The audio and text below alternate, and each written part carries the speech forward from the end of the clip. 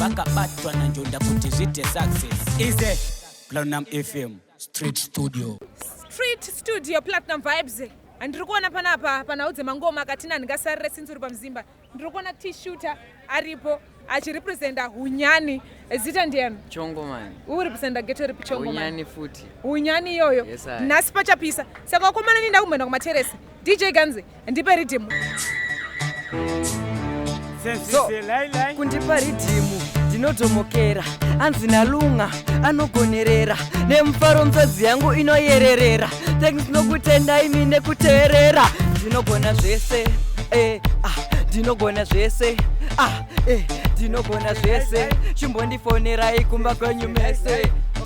Listen, iwe Undertaker ndaringe Undertaker. Morova Jumanji mudada neza makapeka. Mokanda mabazi ndo sita kunochi mabloka. Kozi ndiri pa top so kubika ngoma dzinonaka pari pastage ndinospaka geto yotisiya zvinodhaka ndaketa komedi munoseka.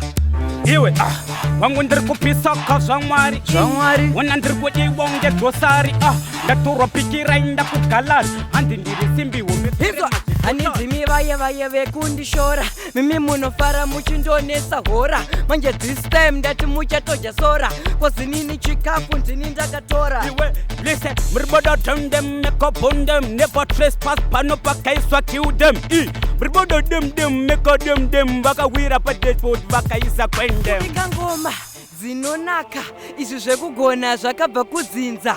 Kana uchitoda foni mboipinza, kana zvakunetsa ini ndobva kudzinza. Iwe ndindi kupisa unge Dairo stirire kwa Paulo pamwe chete na Mairo. Ndini zvangu ndiri kupisa unge Sauro handikwete nevafana vanota zvemata. Amuri maheta, amuri maheta, amuri maheta. Ndazviona boys muri maheta.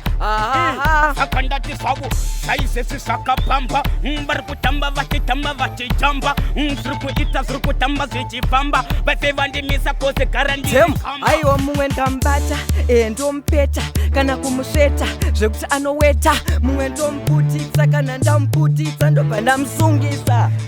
Ndiri kusvika zvangu ipapo ndichiridza pito kudhara ndakamiswa kuti nevekudo tito ribodo dem vini zvangu ndiri kupisa unge moto ndaiswa pakamera. That say no to drugs, no kakuputa. Asi mazviona ndiri tu kana shuta. Asi kubva kwedu kufuti takaguta. Kana uchitoda nondiridzira huta. Ndiri bodondem never trespass.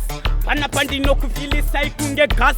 Zivi zvamukuita handina kutanga nhasi. Enda futi ndemabhaza ndiwane hanzat. Vanopinda musaluni vachida kufilisa gasi, vachida kutenga huni vanopinda edgasi. Loud and clear. A Platinum Vibes Street Studio Session representing Hunyani much best anonziye T-Shooter ana Chongomani. Mu comment section chingonduudza kuti ane ndandi ndiani. First round, peace.